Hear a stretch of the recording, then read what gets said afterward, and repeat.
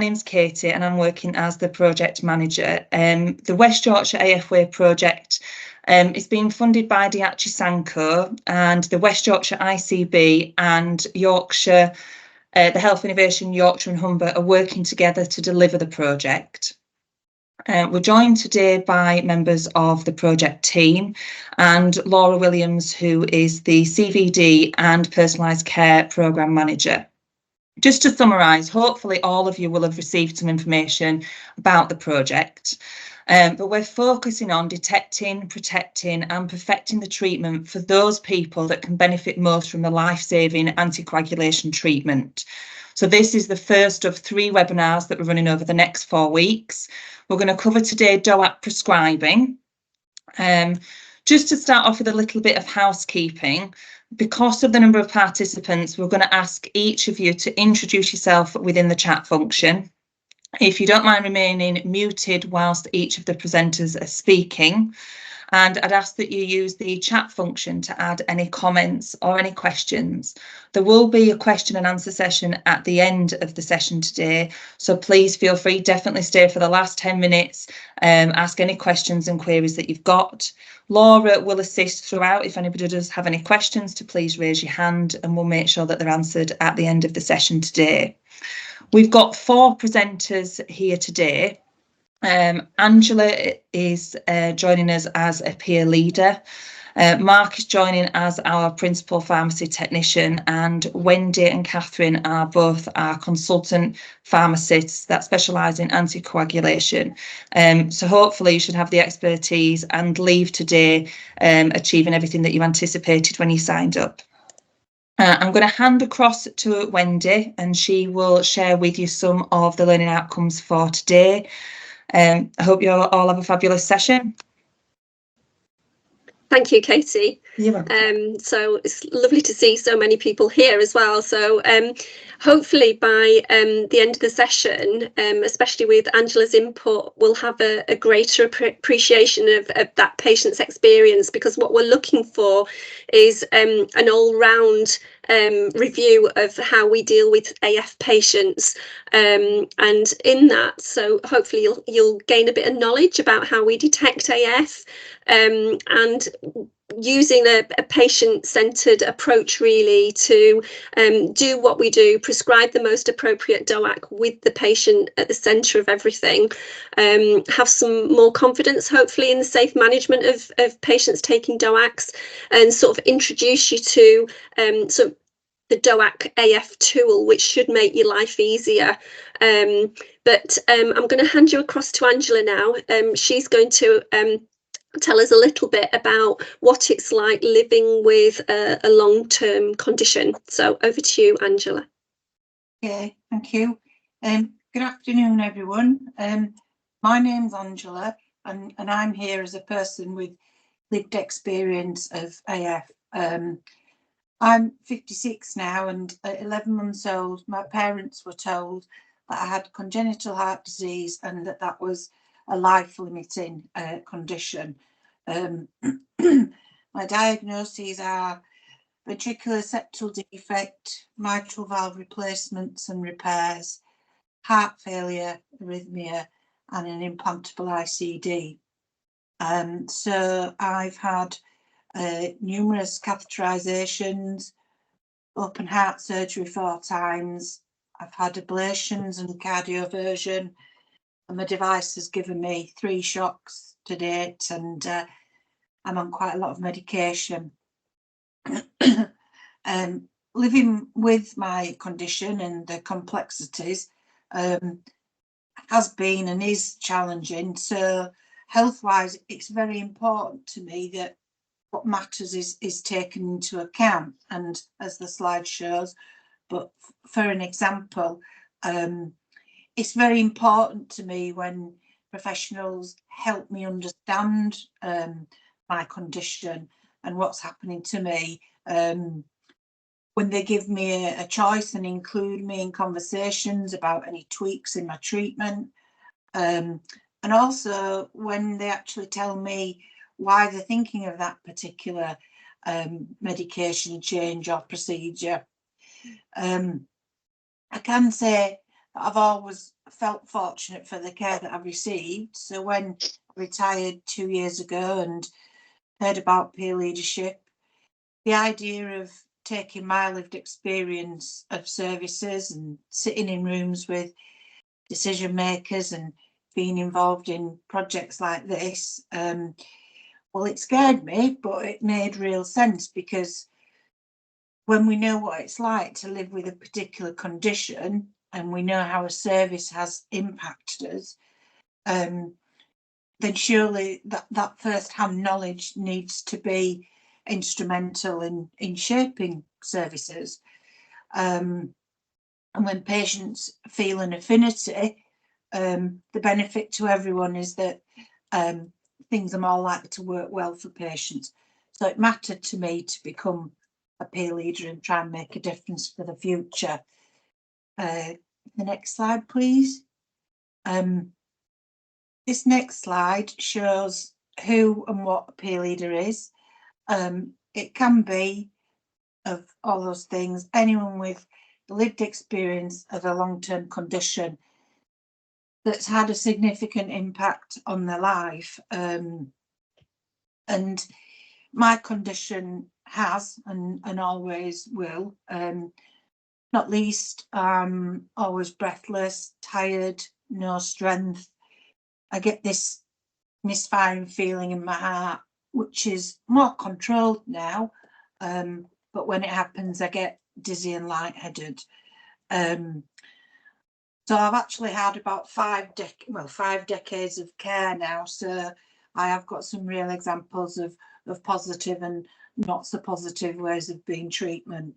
And it's things like that that have influenced me to become a peer leader and volunteer on projects like this, because I think, you know, when we can shape and influence shared decision making, personalised care will flourish, I guess, if you like.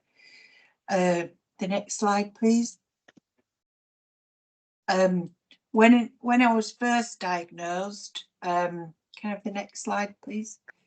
And for many years after that, the norm was very much system-led, and as the slide shows on the left, can we go back a slide, please? The slide on the left shows that things were system-led, and I now know that my parents didn't feel as though they had choices. They felt that their conversations were with one person who had one medical role, and whatever that remit was exactly what they were told was going to happen to me. So there was no thinking or discussing things in pathways, no joined up working, and services were very responsive to system rather than people's needs. Even as I got older, the message from professionals was just that I had to sort of carry on as they told me, and if I needed to know anything more, that they would let me know. If they'd asked about my needs or given me choices, I would have been lost. I wouldn't have felt able to make informed decisions or manage my own health, or even who to get support from with that. It definitely would have helped me in ways to have information in some form, some kind of visual aid or leaflets to take away and read and understand. I would have felt more empowered to ask questions and if I had to make decisions. But at that time, I felt quite unimportant and faulty and a bit of a burden, really, just on and off a conveyor belt system. But fortunately, on the right-hand side, a more person-centred care started to happen. And some of the things on the slide there, they happened to me and they made a huge difference to my life. Starting with getting a cardiac liaison nurse who saw me as a person and asked me what would help in the Angela? Yeah. So sorry to interrupt. I'm just giving you a 3-minute notice before we move on to the next presenter. Okay. Asked me what would work for me, and I felt as though she was speaking to me as a whole, not just a congenital heart patient. So the last slide then, Katy. This shows how changes in the relationships between patients and professionals and the system, with adopting a more collaborative approach, that definitely lends itself to supported self-management. And when that happens, people stay well for longer because they're connected to one another and connected to community support. An example for this, for me, is when I had a device fitted. I was very unwell about 16 years ago, and I met with Chris Pepper, my consultant. He explained the benefits of an ICD. He knew my personal circumstances and my experiences. He arranged for me to have an arrhythmia nurse. I was offered psychological help, and I spoke to the technicians about having a CareLink monitor for when I was worried, and I could download information to the pacemaker team, who would then ring me. So all round now, I feel like I'm being sort of held, and feel that I'm definitely self-managing my heart condition in a way that's made life easier, less physically demanding and less stressful. I've definitely felt as though I've had a choice and made informed decisions, and that is based on the trust that I have in the professionals that work with me.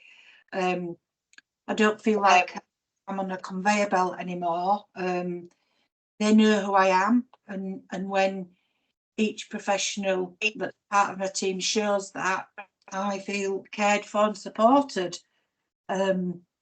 And I think that's pivotal. The pivotal thing about self-management is that it doesn't feel as though it's something extra, that an add-on, like checking here for a blood test, there for a BP reading. It feels that it's integral, as though it's part of me. And that wouldn't have happened if I hadn't been supported by the people that I am. So I'm confident that anyone with a long-term condition who feels that their condition is an add-on, supported self-management can be life-changing for people with a long-term condition. Thank you very much, Angela. I'm not sure if you've seen any of the comments in the chat yet as you've been chatting, but there's some comments that say thank you very much for sharing and for sharing your experience and your expertise, because you've lived it, so I'm sure it's extremely valuable to everybody that's attending today. Stay for the rest of the session, and we'll hand over and back to Wendy. Okay, thank you very much. So moving on to this then, so we're here to talk about, detecting AF and how we treat it as well. So something that I've learnt about really just recently is this innovative piece of equipment for detecting AF called My Diagnostic, and it's ideal for primary care, and we've managed to get hold of a few that are used across the patch now, and we're using them in community pharmacy CVD sites, we're using them at PCN sites in Wakefield at the Healthy Hearts Community Hub, also for Get Set Goal team, which is based in Leeds and Huddersfield University. They're doing health screening in community settings, and so it's just an easy way to reach out into the community to screen patients very, very quickly. So the machine itself turns on automatically, and it'll give you an ECG in about 1 minute. So you just ask the patient to grip lightly each end of the stick, and then it just does it automatically. It's got little blinking lights that come on, and if you get a green tick, then there's no AF, and if you get a red cross, then you get AF detected. We've seen some benefits of this in the last few months in Wakefield Healthy Hearts Community Hub. They've done just over 105 checks, and just under 4% was with AF detected. So we had 4 cases confirmed, which needed further support from primary care. So it's a great way to screen a lot of people. You're only getting small numbers at the moment, but it's really important that those people that never knew they had AF are now being treated. Okay, next slide, please. So, that's it, thank you. So when Angela was talking about patient-centred care, and the NHSE have produced a best practice tool, which there's a link that you can click onto afterwards at the bottom there. And this is really helpful in being able to do a personalised care approach with AF and decision making. You know, everybody's different. Some people might need lots of information, might need time to think about it. It was created with people that were living with AF. Having said that, it is a lengthy document. It's 8 pages long. It needs time to read it. It needs discussion. I know I spoke to our AF, our arrhythmia team nurses, and they said they were aware of the tool, but they weren't using it at the moment. So I think it's for some patients it will be really useful, and for others you might not want to use it as much, but it's got things in there about self-help, and it is really important, like Angela was saying, you know, for the patient to feel like they're being listened to, they're in control, what they can do to help themselves. So things like reducing their weight, alcohol intake, any stress that they're going if they can, it depends, controlling blood pressure and your blood sugars, etc., and just eating healthily, stopping smoking, and then thinking about your triggers as well. You know, younger people might have triggers such as, you know, young fit people who do lots of exercise might trigger when they're running, for example, and they might need a different way of treating their condition to an older person with other comorbidities. So next slide, please.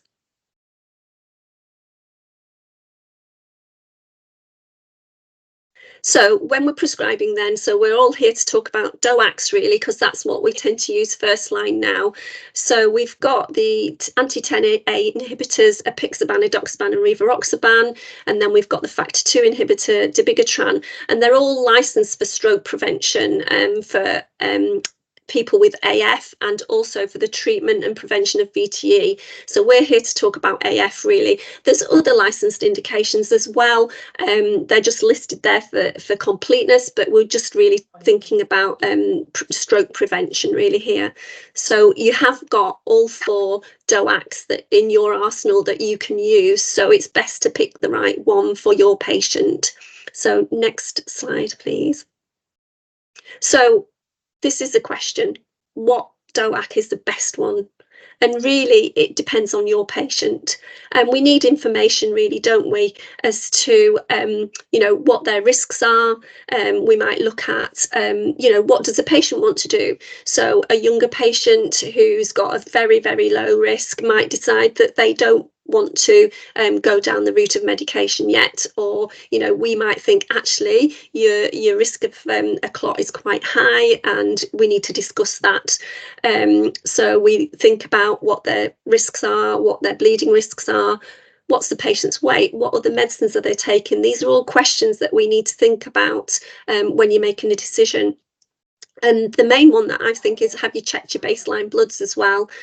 So you can't do all those information gathering if you haven't got your information to hand. So next slide, please. So before starting a DOAC, we would always check the baseline bloods, and I would say, you know, if the patient's stable and you've got bloods within the last 8 to 10 weeks, that's okay. But we have seen some switches being made, or initiations where patients haven't had bloods done for over 12 months, which I think is a bit of a risk, really. We do need to make sure that we're checking the bloods, and if the patient's not already on an anticoagulant, we should be doing a clotting screen as well as a full blood count, LFTs and USNEs. You need a recent weight. Sometimes it's tricky to get people weighed, but, you know, at least, you know, within the last few months, or checking if they've lost weight or put on weight. You do need a weight so you can work out your creatinine clearance. Any recent blood pressure readings, because if you've got uncontrolled hypertension, you wouldn't want to be starting a DOAC.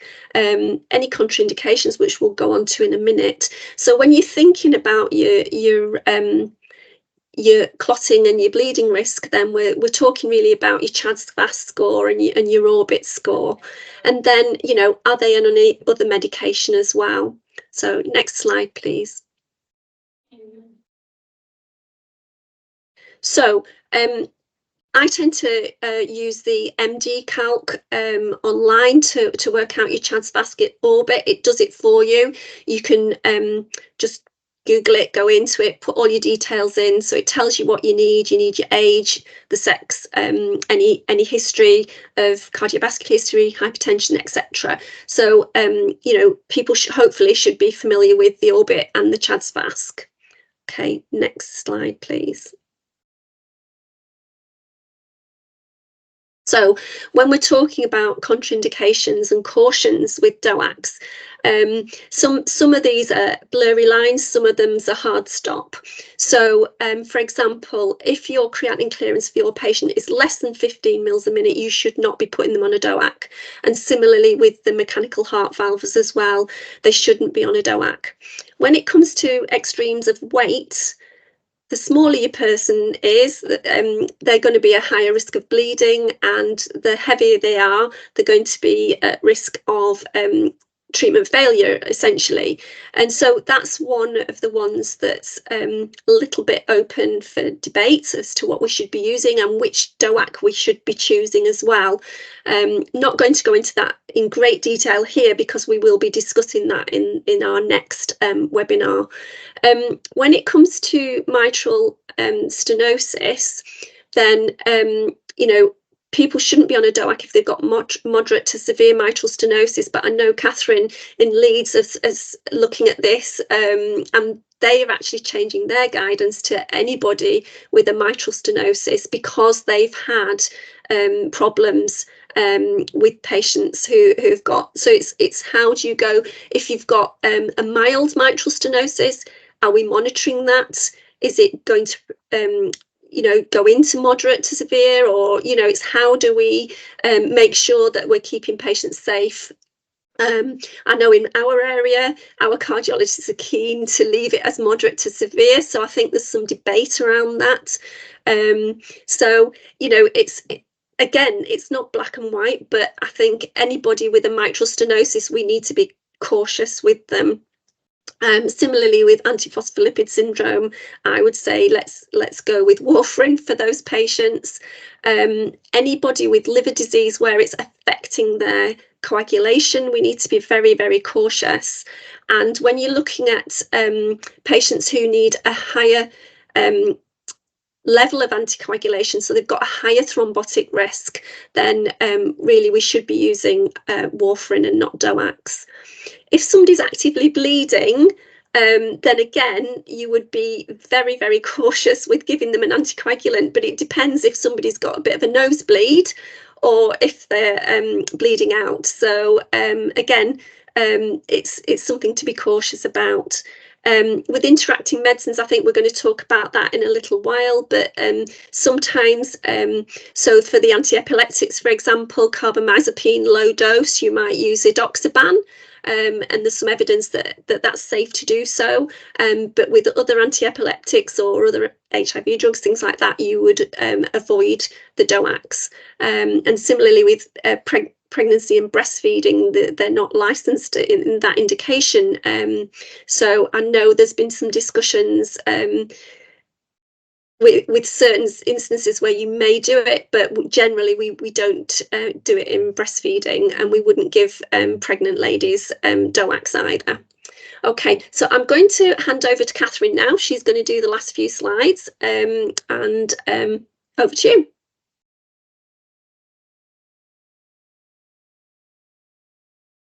It's a rookie area not unmuting yourself, isn't it? Who would have thought I'd have learnt by now? So hello, I'm Katherine Stirling. I'm consultant pharmacist for Anticoagulation and Thrombosis in Leeds.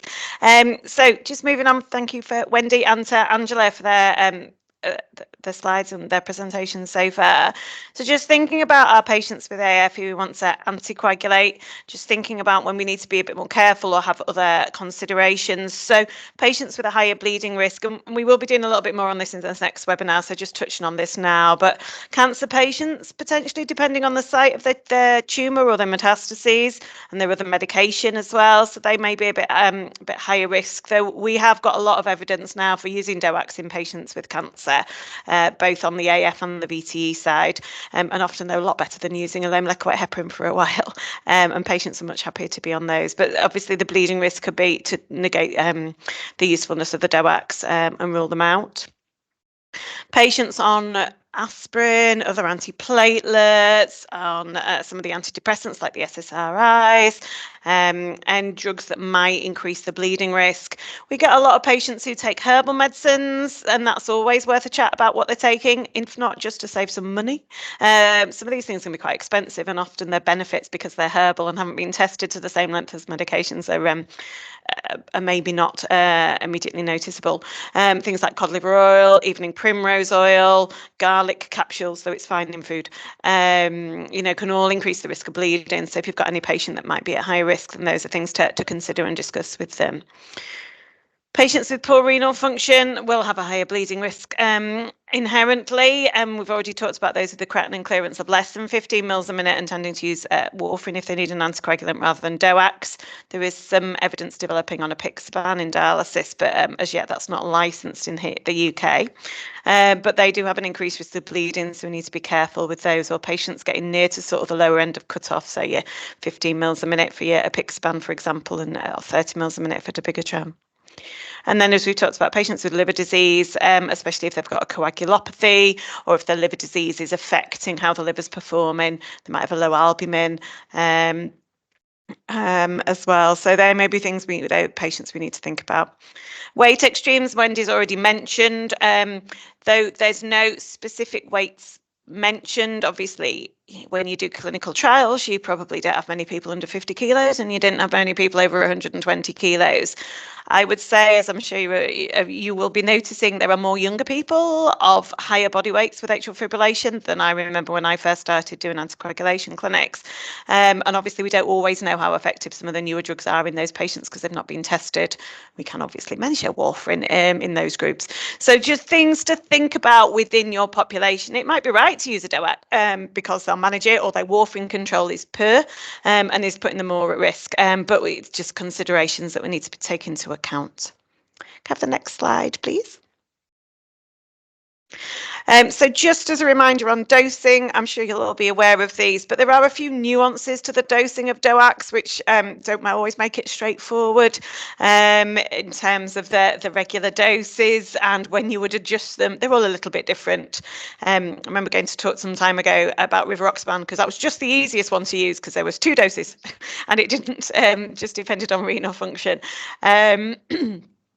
But there are, that obviously needs to be taken with food, and there is a higher bleeding risk potentially as well. So just to put there, just to think about the dosing that we're using. Obviously, as you'll be all aware, NHS commissioning recommending apixaban first line for atrial fibrillation, generic apixaban, due to the cost for patients. And obviously the dosing is on there 5 milligrams twice a day, but obviously the lower dose is in the SPC for those patients that are older or smaller or have a poorer renal function. So they say they're there, they're on the guidelines for you. There's no harm in going and checking. I sometimes check when I'm using one of the drugs I don't use as frequently, or patients are on different medications that we need to take into account there. One to think about is dabigatran, because potentially you can use the lower dose of that if you feel a patient's got a bit more of a bleeding risk, whereas the other drugs are a little bit more specific in their dose reductions. So always worth thinking about when you're discussing with the patient, what can they manage, what are their comorbidities, age, renal function, you know, what is going to be the appropriate choice for them from listening to their concerns or their lifestyles and how they manage their medicines. The next slide, please. So just a little bit about creatinine clearance, and we've got another slide around dosage and things here that I think these are on this little bit, feels a little bit wordy, doesn't it? So dabigatran is contraindicated with a creatinine clearance of less than 30 mL a minute. That's because it's 85% renally excreted, and so shouldn't be used in patients with poor renal function. The ABANs, the rivaroxaban, edoxaban and apixaban, can all be used down to a creatinine clearance of 15 mL a minute. Less than that, there is less data. They weren't included in the trials, so I don't think they included many people less than 30 in the trials, but less than that, there's not much data, and warfarin is what tends to be suggested. But say there is some work going on with apixaban in some of those populations. Apixaban has a dose reduction if your renal functions poorer, less than 30 mL a minute, whereas the edoxaban and rivaroxaban, it's less than 50 mL a minute. And we've talked about dabigatran as well. One of the interesting things was when they did the studies on edoxaban against warfarin, they broke it down into patients with different renal function bands, and they found that creatinine clearance over 95 mL a minute, edoxaban was less effective than warfarin. In that the other drugs, they've not broken down in that way as far as I'm aware, so which is why edoxaban has that caution. But if you look at the edoxaban data in the States, or the labelling in the States, it does have that all plastered all over the box. So that's where that comes from, if you've heard of that before. And these are all creatinine clearances based on actual body weights, remembering there were people are really over 120 kilos in the trials, but these are based on actual body weight. So taking your height out of your MD calc equation there. The next slide, please. Just to mention, Katherine, you've 5 minutes left before we hand over to Mark. Thank you. So just a visual representation of what we talked about really in terms of the dosing for renal function that might be helpful for you. Though the jury is a little out, we do suggest that patients of a higher body weight, over 120 kilos, use adjusted body weight for when working for creatinine clearance within this area. And that's just because they say they weren't really in the trials, so we don't know so much about it in terms of those patients. But we know a renal function is a sort of bigger determinator from dose and things there. So that is what is recommended, and that's in the local guidelines as well. And the next slide, please. Just to be careful with patients with hepatic impairment that is causing a coagulopathy, or patients have got a child's PUB or above, then these drugs are contraindicated if they've got coagulopathy, or there's care, often because they've not been trialled in these patients. So you might see a transaminitis with the DOACs as side effects, and also we do obviously they've not been tested in patients with raised liver enzymes. They are sometimes used if there's just one liver test that's raised and the liver is otherwise quite fine. Albumin's good, baseline coag's good, you know, nothing to suggest that the patient has got coagulopathy or severe liver disease. Then the DOACs may be continued, but just to be cautious, especially if you've got a patient with severe liver disease under the hepatologist with any ascites or encephalopathy or coagulopathy. So raised baseline PT and INR, we need to be cautious with those, and often warfarin is the preferred option there. The next slide, please. So as Angela so eloquently put, ensuring that the patient is involved and in all parts of the process, is understanding what the information that is that they're being given and the choices they have to make around starting an anticoagulant, and then listening to them when they have follow-up. What follow-up do they want? What would help them? Do they want a scheduled one? Do they want to call in when they've got an issue? We've obviously got certain set things around when we do bloods and when we check in on patients based on guidance, so yearly or 6 monthly bloods are a lot more frequently. But making sure it's personalised. What does a patient need from us as healthcare professionals? How can we help them to manage their medicines and be involved in the decisions around them? How are they getting on with them? Some people will get side effects. Not huge numbers, but making sure we're listening to them. There are a number of drugs, so switching to something else might really help a patient feel more confident that we're listening to them, and to trying different medications if they feel they're getting side effects from the ones they're on. Checking that we're reviewing bloods, making sure there's no drop in hemoglobin or renal function change that we need to be changing doses. Are they managing to take them okay? Would they be better on a once daily if they're on something twice? Are they missing any doses, getting any side effects?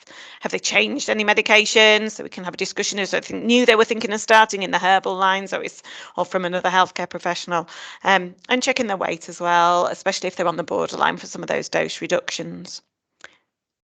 Next slide, please. And just checking in with people just after you've started or changed a medication to check they're getting on okay. We normally call people up within the first month after we've switched to check everything's going okay, and so they know they've got that feedback and that follow-up, and someone's going to get in touch with them if they want that. Most people, when we've asked them, would like that, just check in and just so they know they can feel reassured and ask any questions. Obviously, subsequent checks, depending on renal function, depending on any certain comorbidities, they might be having more frequent checks for other things anyway. If they've started any new medicines, if they've been into hospital, or if they're very elderly or frail, then we might be checking in a bit more frequently and discussing with the patient so they're aware of what's going to our recommendations and their involvement in those, and how they would like to manage it, with a phone call to be seen, or to just happy to just do a quick questionnaire and be called if they've got any problems, or they call if they've got any problems. But I'm just thinking about that. The next slide, please.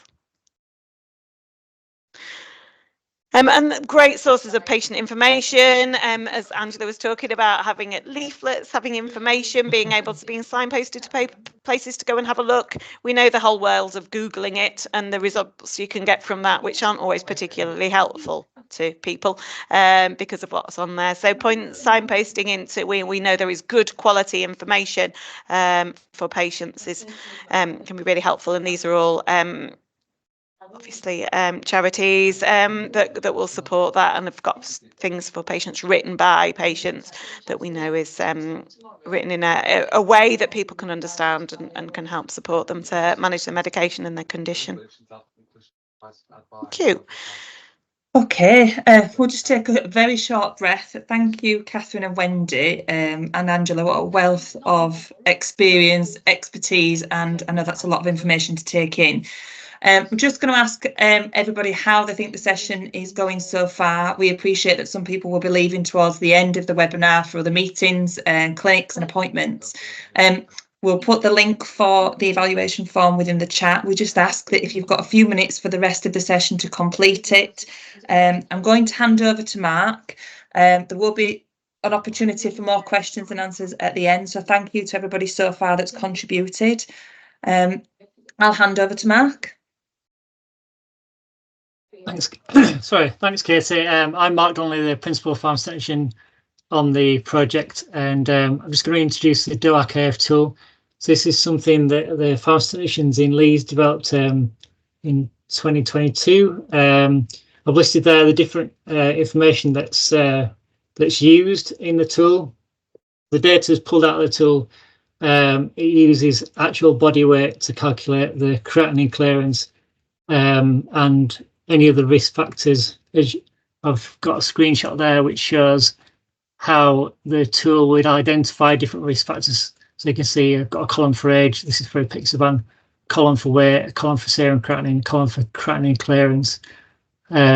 This will highlight whether the dose is correct. It will highlight if it's if the dose is underdosed or overdosed. Highlight if the creatinine clearance is too low, there'll be a column for that, and columns further on whether monitoring's in date. So there's we've done videos on all the steps which are on the website, and the actual Excel sheet that this is part of also includes instructions on how to do it. Then just next slide, please. So the main benefits of the DOAC tool I've listed there: enables a quick audit of DOAC dosing in AF. So if practices are doing the annual review of patients on DOAC, this is a really quick and easy tool to use to get all the data there, review everybody quickly. Identifies which patients need to be reviewed for dosing. Any gaps in monitoring can be identified. This the graph on the right just shows how in Leeds in 2022, from the baseline data in March 2022, the correct dose improved vastly between, you can see, July and then November 2022, 23, January 23. So you can see here we ended up around 93%. We're now aiming with this project to aim for 95% to reduce even more strokes. Just to introduce as a third session of these, which just looks at the DOAC AF tool and going through some examples that you've got, and so I hope many of you can come on to that. So we'll just go on to the next slide. So I'm just going to go through these learning outcomes. So we hope you've got greater appreciation of patient's experience from Angela. We've talked about detection with the diagnostic, bit of a mouthful. We've improved talked about improved patient collaboration and using appropriate DOACs, and that you're more confident in safe management, and just the introduction of the DOAC AF tool really there today. But thanks very much for that. As part of things, passing back to Katy. Thank you very much, Mark. So that is a lot of information, a lot of knowledge. We will after these sessions be sharing with everybody that's attended and booked on a copy of the full presentation for today. I mentioned within the chat function at the beginning of the session that we are recording the session for today, and we do plan to share that on the West Yorkshire Health and Care Partnership website. If you've not already been there, we'll pop the links in the chat, but we have a whole page dedicated to cardiovascular disease, and within that we are saving all the information related to the AF project. So you'll find all the details of the future training sessions that we're running, all the webinars. We do plan to run some MDT sessions starting from May. We'll share that information with everybody that's attended today, but again, that'll be on the website. This presentation will be on there. So please, when we send you the link, have a look, share it with any colleagues. You're very welcome to invite them to the next sessions. Before we come to the question and answers, I'm just going to mention the training and resources. So I've just mentioned that we've got all the information about cardiovascular disease on our website. We're going to provide you with some links to the DOAC tool that Mark shared, some guidance and some information from Healthy Hearts, and some information for the useful patient resources that Katherine and Wendy mentioned. This is the first of the 3 webinars. So the next webinar runs the 1st of May, and the final one is on the 8th of May. If you've not already booked on, I know many people are, please book yourself on. We are also offering some free e-learning. Now, the course places are limited, so they're available on first come first serve basis. There's 2 e-learning packages, one for anticoagulation and one for lipid modification. Again, I don't expect you to read this full slide, there's lots of information, but it will be shared with you afterwards, and it will be available on the website as well. I'm going to pass you back to the project team, so Mark, Wendy, Angela and Katherine. If anybody has any questions, I will stop sharing the screen so we can all see each other and answer that way.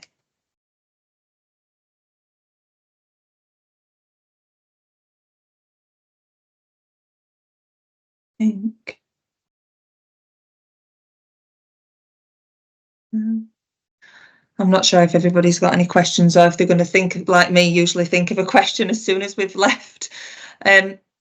We did have a question in the chat, which I think Laura responded to, which was about the AF sticks. And I think that's been answered, hasn't it? Yes. Yeah. Yeah. Okay. Are there any other bits of information, Wendy, Katherine and Mark or Angela, that you might want to share with anybody? The only thing I'd like to say is, you know, individualising care is really, really important. And we've seen in secondary care quite a few patients who have had treatment failure because of extremes of weight, or they're on an inappropriate DOAC and things like that. So it does affect everybody, and I think using the AF tool, I mean, I had, before I became part of this project, I wasn't aware of the AF tool because it was started in Leeds, wasn't it? But it's such an easy win, really, to make sure that you're following patients up, and it takes all the hard work out of doing it, really. So Mark, you've definitely converted me with that AF tool. It's just really good. So that just a comment from me. Thank you, Wendy. Thank you, Wendy. Thanks a lot for that.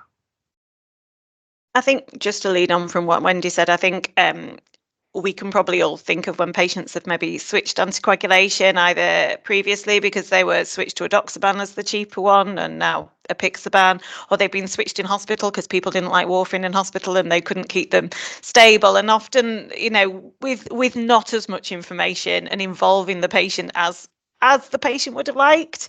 I remember through COVID, obviously we were worried about patients coming to warfarin clinics, and some patients were switched and getting calls from them the next day going, oh, I just felt so pushed to switch because of COVID, and not listening to what they were worried about, not giving full explanations. I think Angela's section at the beginning was really helpful to think about how we're involving people within when we're discussing their care with them, and giving them the options that are available, and sometimes for some people giving them things we don't think are suitable for them because of other things, and explaining why as well. Can really, listening to people, really keeping them involved with any process when we're starting, know what to expect. We get a lot of people coming in going, oh, I went into A&E and I had AF and they started me on this apixaban and my heart's still going really fast. Like, okay, so I appreciate A&E, it's a busy environment, they might have completely gone into detail about it, but whether how much you've taken in and those, a bit like being a patient on a ward, how much they've taken in. So the importance of just giving them offering some follow-up, people being able to ask those questions about things and that they've read. Some people are quite happy with everything they've received and don't need any more, and will just contact you when they want to. And others, need a bit more reassurance or want to discuss things again because they've thought about it, or they've heard from someone else that this one's better, or they've read on Google. So it's about tailoring it to the patients. I think it's important, and finding something they can take. If somebody says, I'm never going to remember the evening dose of apixaban, love, as they do, then it's about going, right, okay, here are some other options. What else can we put in place, or what can we do? And thinking about it in that way. So I think, thinking about and looking at Angela's slides again to think about that lived experience and then how we can support that, because though sometimes it might seem a bit of a longer conversation at the beginning, the benefits in the longer run will be evident by the patient's involvement in their care, and therefore how confident they feel that people are listening to them, that they've chosen what it feels most appropriate for them, and they know where to go if they've got a query. And that will just obviously improve outcomes. So just wanting to consider that as a whole in terms of this part of that pathway for patients with AF. Really, it's just how we include patients. So yeah. Lovely, Thanks, thank you. Katherine. We have got a question from Sarah. If a patient has a low creatinine clearance as a one-off, maybe due to dehydration, do we stop a DOAC? So I think that's for you, yourself or Wendy, Katherine.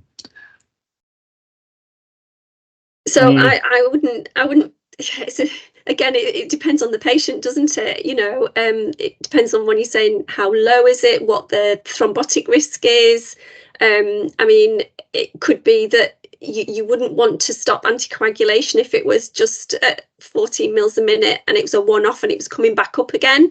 But if it's a downward decline, then I think you'd have to closely monitor, and it would depend on that patient. I mean, I would repeat the U's and E's and make sure that the patient, is it a spurious result, or it depends how confident you are that that is a one-off.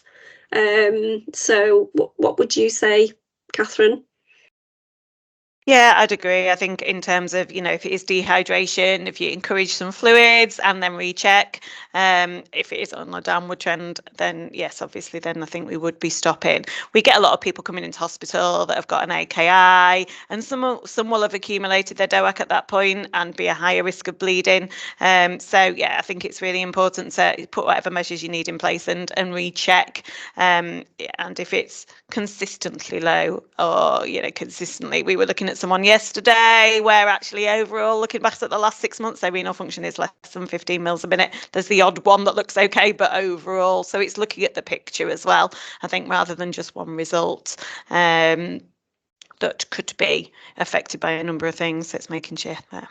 Is it okay if we just add another option for the DOAC AF tool is, because the same data goes into each drug, that if you're looking at a patient, say on rivaroxaban, and they weren't happy with the rivaroxaban for whatever reason, or they weren't suitable for rivaroxaban, you can take the data, the weight, the sex, the age, and then put that into the apixaban or the edoxaban sheet to work out what dose, to calculate what dose it should be on. So you don't have to get your calculator out and everything. So that's another useful use of it.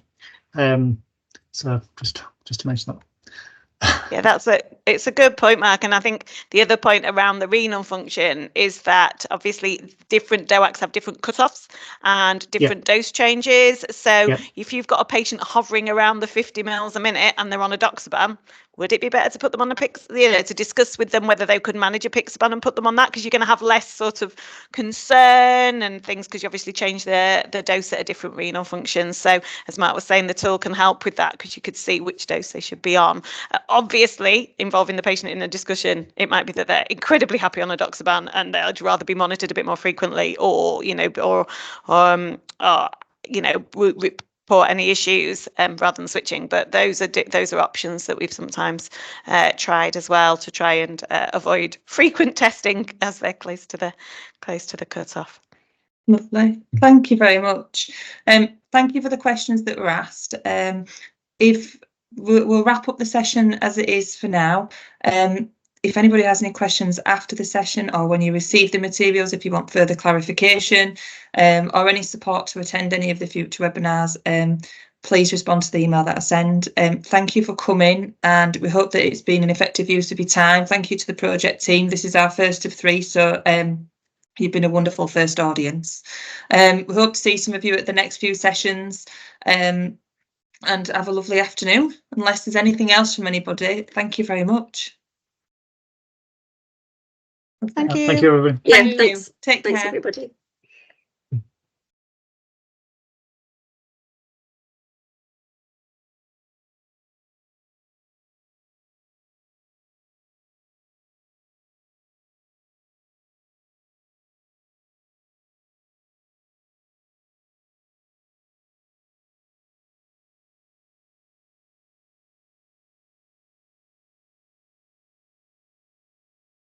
I'm going to close the session now, and shall we join the other link? Yeah.